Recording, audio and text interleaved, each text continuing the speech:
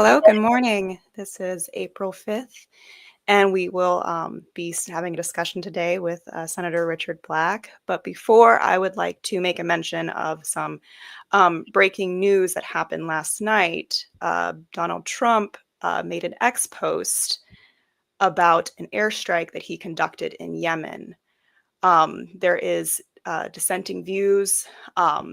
There was a post made by the Yemeni army that clarified that what we see there on the screen is actually a religious tradition and is very likely to be civilians and not militants conducting or gathering for attack. I would like to just make a mention of that, and maybe Senator Richard Black will add his comment on that. But today, we will be talking about the EU and their tactics on dissent, or stifling dissent, excuse me. So I'll pass it over to you, Senator Richard Black. Okay, thank you very much. Yeah, I haven't had a chance to examine the news this morning about the attack on Yemen. It's very, very unfortunate that this continues to go on. The position that Yemen has taken is that they will stop using missiles to attack when the food is allowed to reach people in Gaza. The people there do not have food; they're not being allowed food or water, and so it's a very terrible situation there. But in any event, hopefully this turns out not to have been a civilian target, but it may be one of those things where intentionally or otherwise, people gathering for a religious holiday may have been killed. So we'll find out more about that later.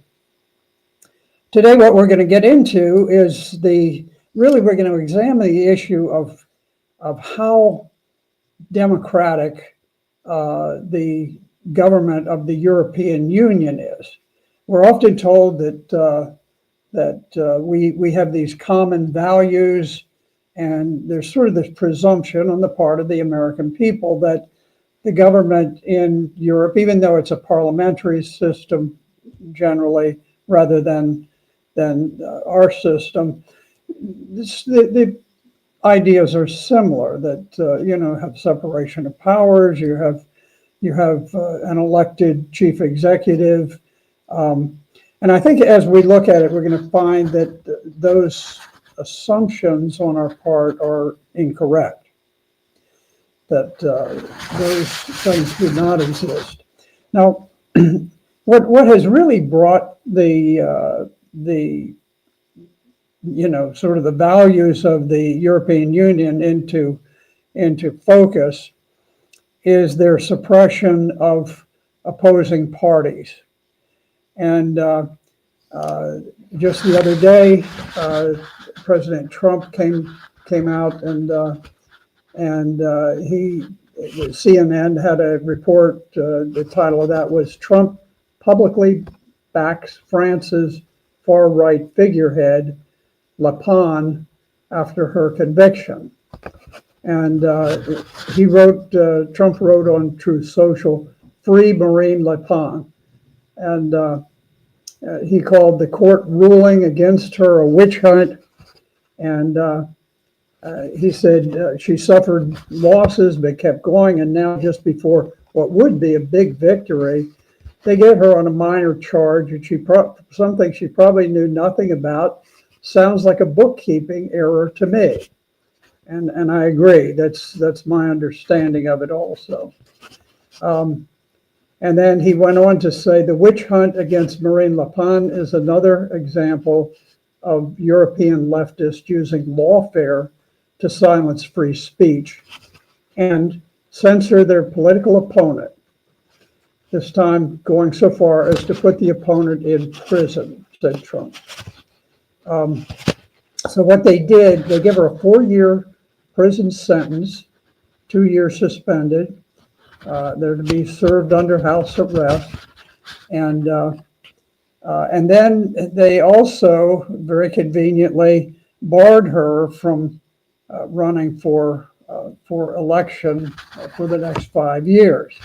Now she is the opponent, the most prominent opponent of Emmanuel Macron, who is immensely despised by the French people, and but yet he goes around the world like a little bandy rooster, proclaiming his wonderfulness, and he because insulated. If he gets in trouble politically, he can always jail his opponent. And so this is a situation that we see in France. But it hasn't started with France. It started really with Slovakia. Uh, there's a populist uprising in Europe. The Europeans are very much opposed to open borders immigration, which has flooded very violent elements into Europe, and they're very much opposed to the war. There's tremendous skepticism about the war among the people. Now, not among the leaders. They have an old entrenched group of leaders, and one of the ways that they manage to sidetrack their opposition is they hearken back to things that occurred 75 to 100 years ago, where there were fascists and there were Nazis and so forth. And they say, well, look, these people had their roots back in those times. Well, the parties didn't actually, but sort of their successors. The people who originally founded these parties had some links to people from long ago. And now the same thing could be said of the Democrat Party in the United States. When we talk about the Democrats in the United States, typically we don't say, well, the Democratic Party, which arose out of resistance to segregation, blah blah blah, and the Democratic Party, which was strongly linked to the Ku Klux Klan, blah blah blah. No, we say today is today. I have never once made a comment that associated the modern day Democrats with Ku Klux Klan or anything of that sort, because they're not associated with it. That's just a fact. And it's the same thing with the populist parties, the right wing parties in Europe, whether it's in Germany, in France, in Austria, wherever it is. But they are able in Europe to label people this way, to smear them, to create a sort of a fear that maybe there's something there going on. And in some cases, they bring charges against them. This has happened with the AfD party in Germany, where certain candidates have been derailed by saying, well, this person said a phrase that's similar to something that was said 100 years ago when the Nazis were taking power back in the 20s, the 1920s. And the fact is, the AfD party, they tend to be young, modern intellectuals, but they're patriotic. And one of the phrases that they use is something that closely resembles Germany first. It's kind of like, America first. So there are all sorts of tricks that are used. And so there is a lot of frustration in Europe over what is going on. The jailing of not the jailing, but the prison sentence for Marine Le Pen was just sort of the latest blow. But just prior to that, they had an election in Romania, and a uh, there was a young populist fellow, Kalin Georgescu, a middle-aged fellow, and he he just soared and scored a very unexpected, strong, populist right wing victory. He was skeptical of the war and all of the other things that were going on. And he just had a blowout victory in Romania. They very quickly convened the Supreme Court, and they said, "Well, this isn't a valid election. It didn't turn out the way we wanted, so we're going to cancel it." There's no indication. I don't think they even made a serious claim uh, that Kalin Georgescu did anything fraudulent or wrong.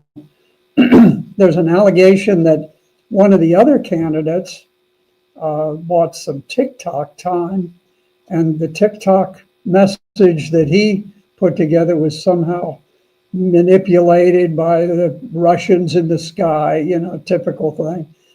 But nothing that Georgescu did. But then the court said, well, he can't run again. He's barred from running. So what has happened in Romania, it's kind of fun to see because, the people were supposed to be suppressed. They were supposed to be knuckled under by the existing government. And all of a sudden, out of nowhere, comes another populist candidate, George Simeon. And I met George Simeon at the CPAC convention in Washington, D.C. I think it was a year ago. And very impressive, handsome young guy, surrounded by an entourage of very professional young individuals. And I just was so impressed by him that we began to exchange information. And anyway, he texted me. He said, "Look at this." He says, I'm ahead in the polls." Now, he had just gotten in the race, and all of a sudden, he was a couple of points ahead of the establishment candidate. So then a couple of weeks later, he sent me another one, and it showed that he had advanced another 14 points in the polls. So now he is a blowout favorite. So if they use the courts to suppress this again, obviously they're going against the people of Romania. So we'll see what they do, but this has become kind of typical of European elections. So, Morgan, what are your thoughts on that?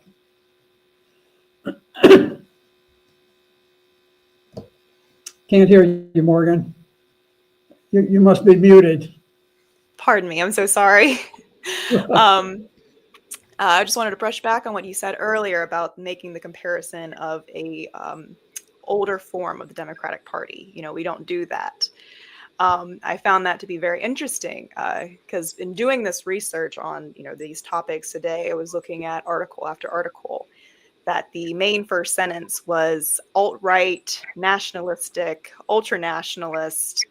And if you look up the current day definition of fascist, it has been revised to say far-right nationalistic ideology, as opposed to the original, which is, and it's more nuanced than that, but it's the autocratic body that takes dictatorial efforts to stifle dissent. So I just found it very interesting, especially seeing in, American politics, how, given that modern day definition, there is this effort to conflate the right with, as being fascistic and just because they have pride in their country.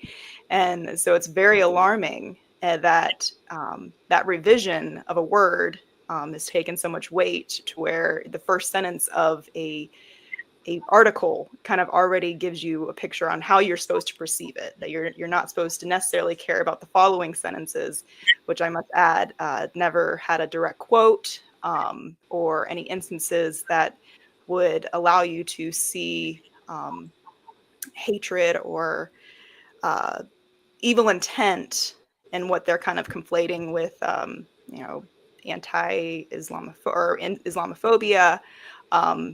There may be quotes out there, but I just found it very interesting that within the article that they make these claims, they don't even provide you with any evidence that if it was so apparent, it would be easy to come up with. So that's kind of what I took from your deep dive right there. Yeah, well,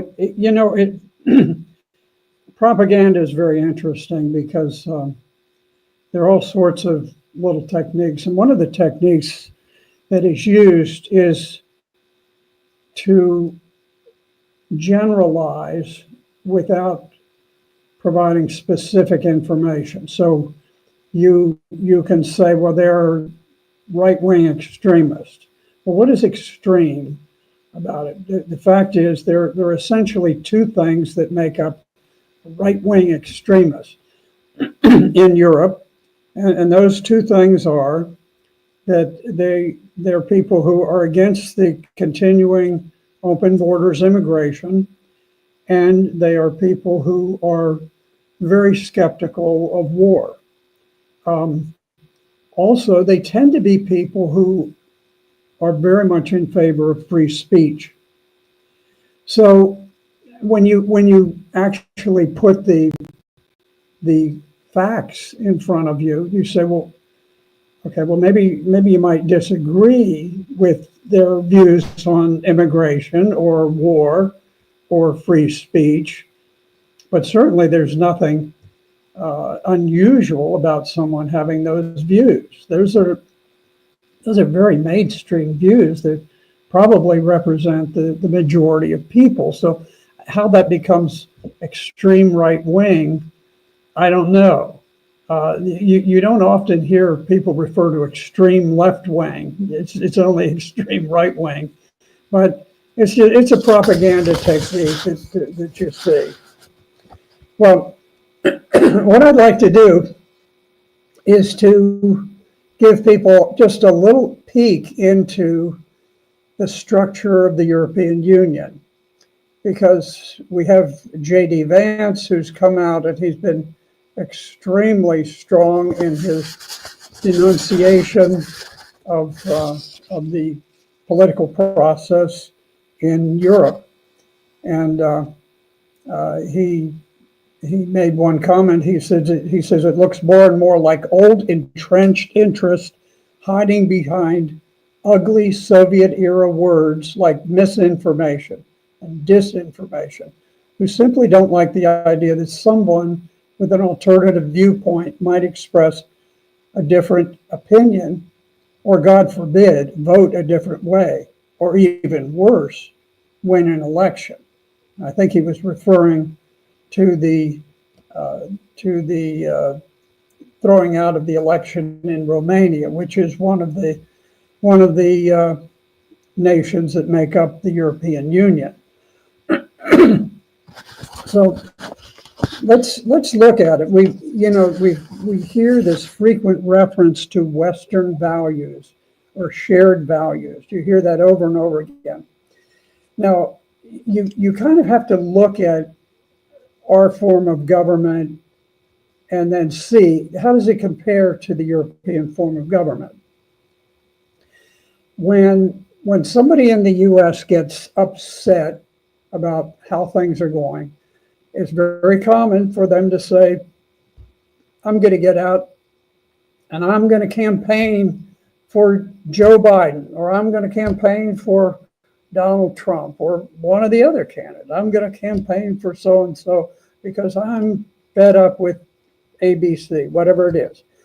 And so we have this great collision of ideas, and it's resolved at the ballot box. Um, and it's certainly an imperfect system. There is no perfect system in politics. But we know that the chief executive of the United States, who is the president, is elected by the people. And yes, we have the electoral college, and there's always some debate about that. But inevitably, it is the vote of the people that decides who will be the chief executive. Now, so that's the thing. One thing is the executive power is held by an elected president. Now, the other thing is that the Congress has the power of the purse. The president has absolutely no authority to create money and spend it. And we saw this with Joe Biden, where he was trying to forgive all of the student loans. And the problem is that required the creation of money, the appropriation of money, which can only be done by the Congress. And he was pretty well shut down in that effort by the courts. And I think that's probably not terribly surprising to him and his administration that happened. So you have this separation. Within Congress, the people are able to elect their representatives in Congress, their representatives, their senators, and so the people exert their will, and then those congressmen and those senators go to Washington, and they can introduce bills, they can introduce legislation. They can say, we want to change whatever it is. We want more green energy, so I'm going to vote for somebody who wants green energy. Or we're going to, I want more fossil fuels, so I'm going to vote for somebody who wants that. And all of these votes come together. And also, it's very important that the right of initiative. As a citizen, I can contact my senator or my congressman, and I can say, hey, look, here's a problem that I see, and I want you to introduce legislation. Will you introduce a bill for me? And the congressman or the senator feels some pressure by virtue of the fact that I'm a constituent. Maybe I represent a lot of other people, and they want to have some excuse for why they don't do it. But in any event, there's this ability of the citizen to initiate legislation, and the ability of the congressman and the senator to carry that desire forward in the form of a bill. Or, of course, the congressman or senator create a lot of bills themselves, and they introduce them in Congress. So this is what we think of as being generally the American system, the American values. But let me just point out some of the differences under the European Union. Now, the European Union didn't come about the same way that the United States did. We had a constitutional convention with representatives from all of the states. They came together. They formed a totally new form of government from A to Z, and it was put together by some immensely distinguished intellectuals who studied history and political affairs and so forth. And I don't think anyone denies that they did a fantastic job of establishing the Constitution for the United States. There are different things. There are things that I would think could have been done a little differently, a little better, but they did do a magnificent job. It's much different with the situation in the European Union.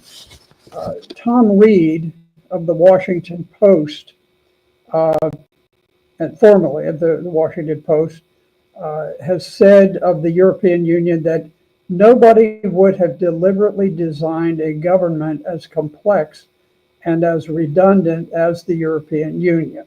It was something that just sort of evolved little by little, and very, very unusual system. But if you look at it, the thing that first will strike people as the most extraordinary difference, the chief executive of the European Union is the president of the European Commission. The president has a cabinet of commissioners that somewhat resembles the cabinet that we have in this country.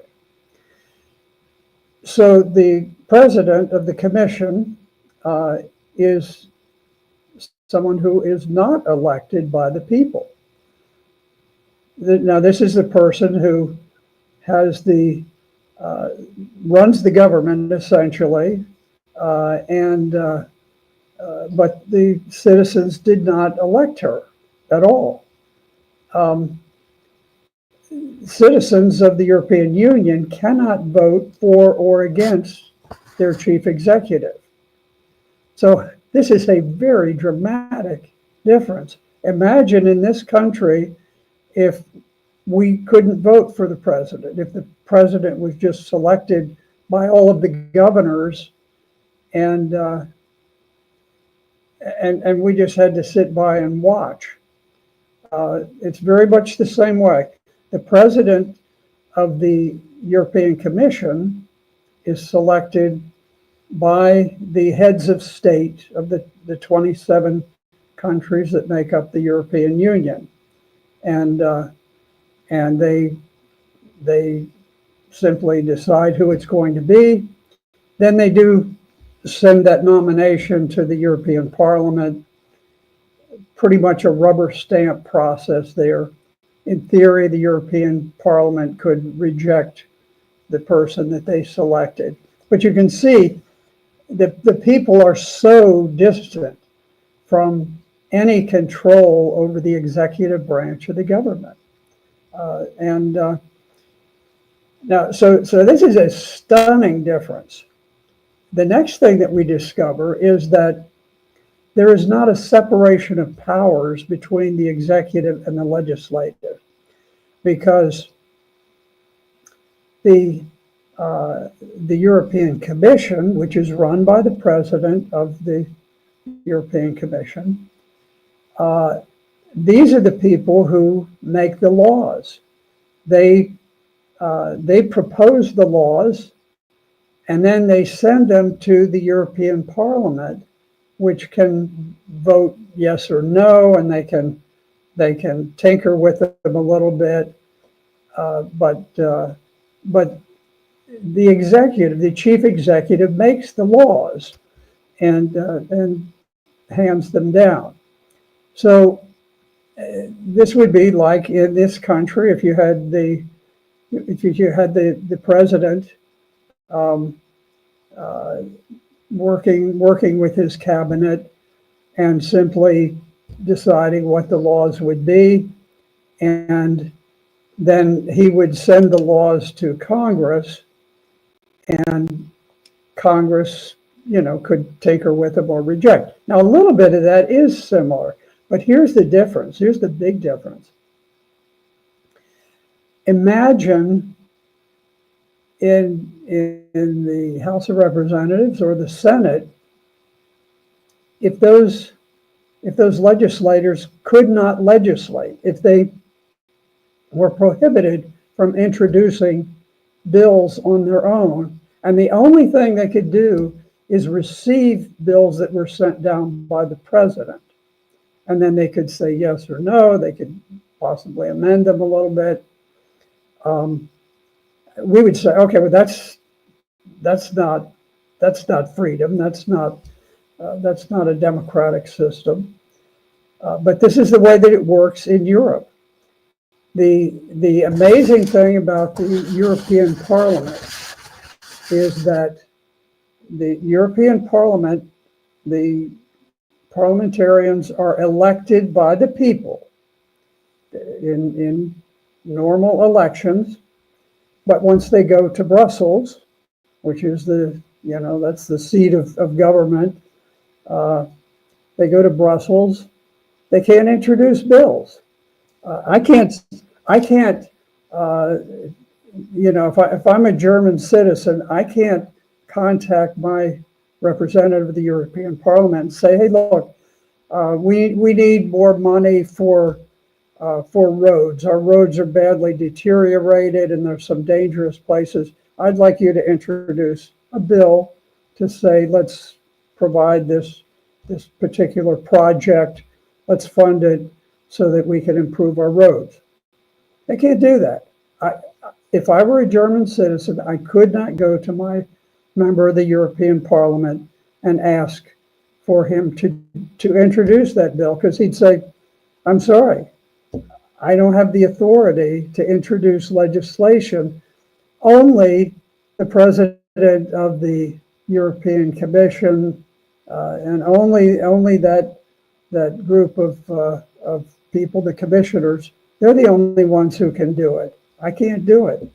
So the even though the European Union has evolved rather than being designed, all along the way you can sense that there is the deliberate exclusion of the people from the process. The decisions that have been made, the rules that have been adopted and implemented have all tended to exclude the people. There's this distrust of the people within the European Union. And I see it from friends that I have overseas who are there's a tremendous dissatisfaction in Europe, certainly in Germany, certainly in France, certainly in the United Kingdom, and in most of the other countries too. The people have terrible dissatisfaction with their government, and I don't think they even recognize how little voice they have, but they just sort of stand by and watch while things are just being done deliberately to damage them, to hurt them, to harm their interests. The flood of Islamic immigrants that came in, many of them very, very hostile towards Europe. They were different in degree than ones who immigrated to the United States. They tend to, in many cases, be quite hostile towards Western civilization. And so there was, just tremendous concern about this. Lots of concern about the war. I think there's a feeling among many in Europe that they have no business moving NATO all the way to the border of Russia, creating tremendous instability and forcing Russia to defend itself by crossing over. And, they'd rather fight in Ukraine than have to fight inside the boundaries of Russia. So this is not to say that there aren't differences of opinion. There are big differences of opinion, but there's no way to express them in Europe. There's no way to release your anger and take it in a peaceful way to the ballot box, because all you can do, you can elect your European parliamentarian, but your member of European Parliament can't introduce legislation. So what's the use? I mean, the whole system is such a fraud. And you look at you look at the president of the European Commission, and she's all in for war. We want war, war, war, and she, she's all in for open borders, immigration. Bring more, more, more. We don't care about the people who live here. We are the world. We're going to serve the globalist interest. It's a tremendous feeling of helplessness, and of course, layered on this is a tremendous force towards censorship in the European Union. Things like, if you say Germany first, well, somebody can say, oh, well, wait a minute. Somebody said something like that 100 years ago, just 5 generations ago. They said Germany first, and so you must be a Nazi. Well, baloney. It's just garbage, and so I guess the bottom line is I would say that there is very little in the European Union that resembles the flawed but free system that we have in this country. I hope that we restore freedom in America. I think we're well underway towards doing that. And we will always have to struggle to maintain what we have. But in Europe, I'm not sure whether they've ever had the sort of freedom, the sort of people's voice. The people are not really represented by the government of the European Union. And I think that's a shame. I think if their voices were heard, the policies would be much different in Europe than they are today. Thank you, Senator. Yeah, I agree, and that gives us a whole, I hope listeners, a whole new appreciation for the Constitution, regardless of sometimes how it's been misused, how little sometimes we feel like we have a voice. It is malleable, and we do have more agency than other nations, apparently. What I would like to transition to is we mentioned George Simeon, who is the candidate in Romania after the election was annulled for Georgescu. I would like to play a small clip by a Polish newscaster that's interviewing him. To preface this, the Prime Minister of Poland had written a post calling Simeon pro-Russian, alt-right, nationalist, all the flamboyant terms that you're supposed to immediately not look into this person and reject. So I would like to play, it's a 3.5-minute clip, and then I would kind of like to get your take on it.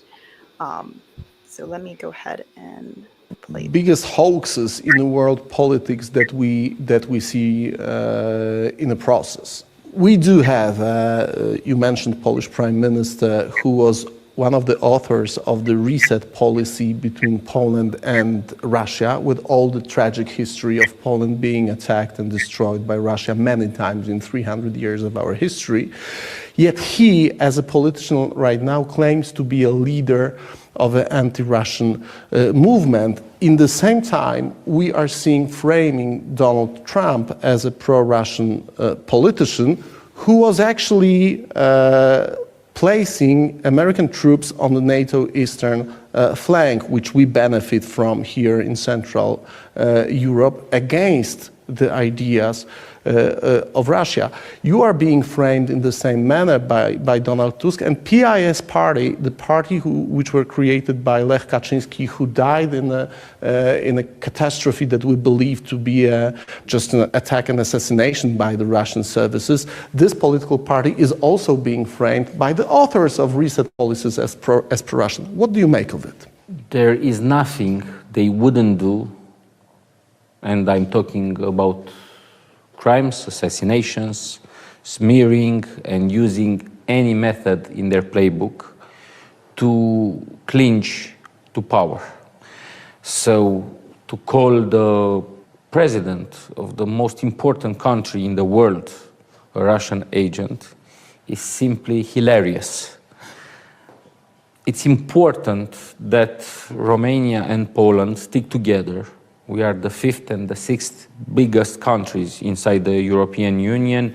We represent the new Europe that was admitted to the European Union and to NATO, and we must fight for democracy, because we see in the Western world that democracy, freedom of speech, and the freedom to choose however you want are being attacked.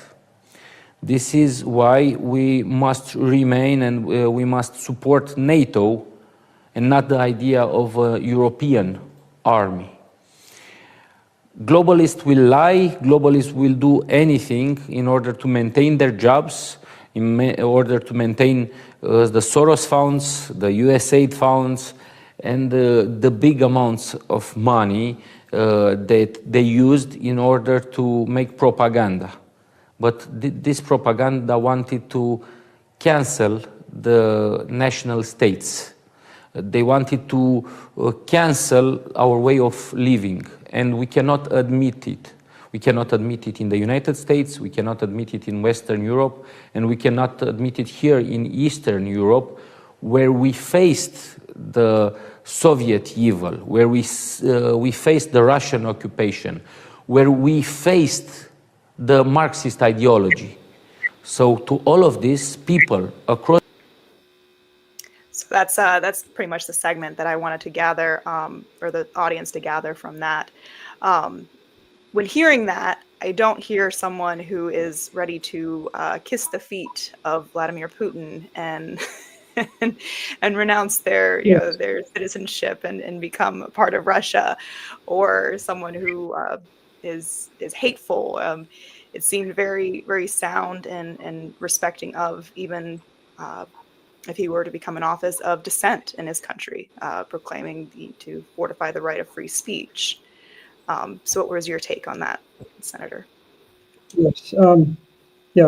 George Simeon is, he's very much in favor of a strong defense, and he's very much in favor of NATO.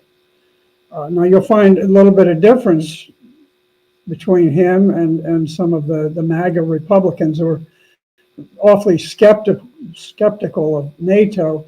But see, Mr. Simeon represents the views of the people of Romania. So to those people, they are very conscious of the dangers of war. And so they're not anxious to see some immense conflict erupt that might sort of engulf them, because they're right on the border of Ukraine. And if this war were to expand, then they could end up on the receiving end. So he's very conscious of defense for Romania. But at the same time, you'll notice he talks about sort of the Romanian way of doing things, the traditions, the religious values, the cultural values of Romania, and he does not want some powerful European Union voice to come down and dictate. He doesn't want the country to be under a dictatorship. He wants them to be sovereign. And this is one of the big differences between the populist right-wing voices and the establishment. The establishment wants a single voice, a single plan for every place. And what George Simeon is saying is that Romania should have a Romanian culture, a Romanian way of doing things, they should be able to take positions that support the people of Romania. And somewhat similar to the way that we do things here in the United States, where you have the separate states that have sometimes very different ways of doing things and very different policies. But because we have this federal system where someone in Florida can have a somewhat different system than somebody in California, people are able to express themselves more directly and to address their own issues without everything being handed down from a single power in Washington. Under the European Union, that sovereignty has been sacrificed in large measure, and there's a continuing drive in the EU to stamp out all vestiges of individual sovereignty. So you're correct, exactly. George Simeon, a young, modern, intellectual, patriotic individual who represents the voice of Romania. That's why he has suddenly emerged well ahead of his competitors in the polls. He represents the modern view of Romania and the voice of the people. I think when J.D. Vance speaks out about the EU, when President Trump speaks out, they are expressing their sympathy for the people there, that those people deserve to have a voice in their government. They do not have a voice in their government today under the European Union. Thank you for that, Senator. I guess I would like to, let's see, with the when I was doing the research for this, I guess again, I'll reiterate the repetition of those terms. Always just struck me as something so predatory almost. As in, if you're a European audience, you have this legitimate fear of the war and the close proximity you have towards one another. So I found it to be very exploitative of using these terms, and it's stoking those legitimate concerns of historical background. So I appreciate you taking this time to speak on this and go dive deeper into the apparatus that is the EU and how little voice some of these people have, even though a lot of them prescribe the anti-interventionalist and are fed up with the war drive. So would you like to do closing thoughts, Senator? Well, just I think we see things moving in a very positive direction, just in the sense that for the first time ever, we're starting to see people question the status quo in Europe. And it's important to recognize that the values that they have there, while it's their business how they're going to do it, we don't need to go about imposing our will on them any more than we do on the Middle East. But it is important to shine the light on it so that they can better understand the differences in the systems. And it's important that Americans begin to realize that you don't just equate their values with our values, because their values are dramatically different. Their system is dramatically different than ours. So anyway, we appreciate everyone listening today, and we hope you'll tune in next week, and we'll pick up from there. All right. Thank you, Senator. All right. See you next week. Next week will be Jose Vega. He will be tuning in with Senator Richard Black. And we'll talk more about this issue, and hopefully we will learn more about the situation in Yemen. So with that, everybody have a wonderful day.